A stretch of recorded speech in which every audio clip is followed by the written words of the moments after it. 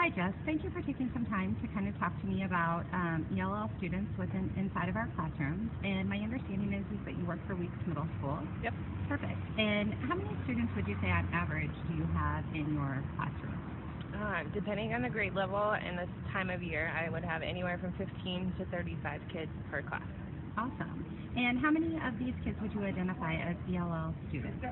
I would say at least a quarter of each class I would identify as ELL, whether that's extreme or more towards the becoming bilingual.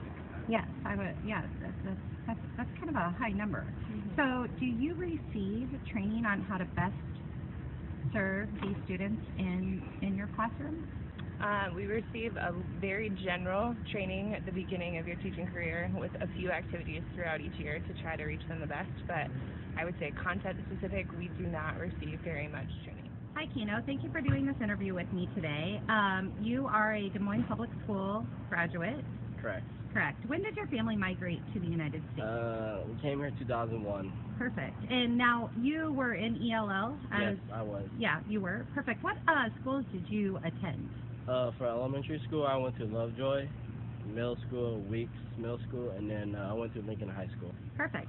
Now, were you ever in ELL classrooms then? Did you? Yeah, I was in ELL for like 2 years at Lovejoy, my first and second grade, and my teachers were fine. I was able to learn quick and grasp everything quick. So after that, I got out. Perfect.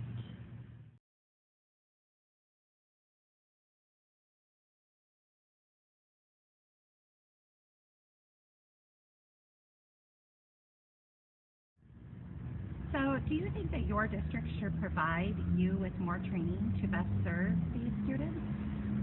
Yes.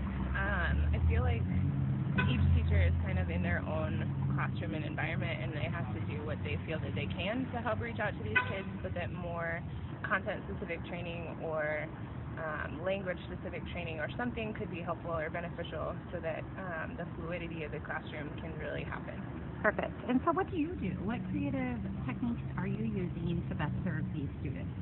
I would say first and foremost, creating that connection or that relationship with them is number one. It's important with all students, but ELL specifically, so they feel comfortable in your classroom and getting to know them. I also am a visual arts teacher, so that helps. I can create visuals and talk to them through pictures, which is a good language barrier. I also translate things if I need to into certain languages that I have available, or pair students with like language students. So, when you were in like gen ed classes, like your core classes such as English, science, and math, did you have a difficult time keeping up with instruction due to language barriers? Mostly in reading class, just my reading classes, honestly, because some of the instruction was just a little bit difficult for me because I couldn't understand, especially with big words. So I'd have to look it up before I'll ask the teacher. But later on into it, like, I got used to it, honestly.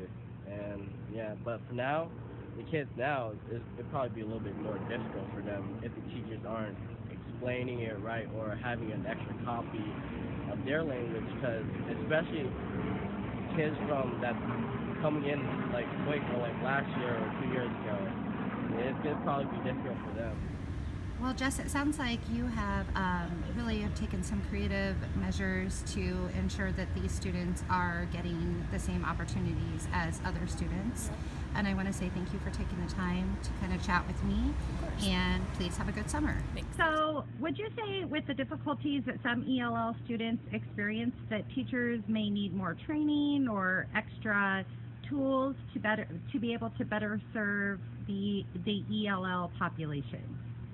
I'd say, yeah, not to just like, they don't need to learn more or anything, just a little help, just if these students don't understand it, try to translate it in their language.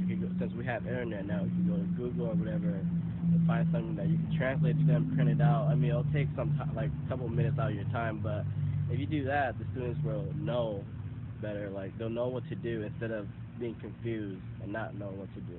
Perfect. Hey, Kino, thank you so much for taking this time to interview with me, and I really appreciate it. Yeah.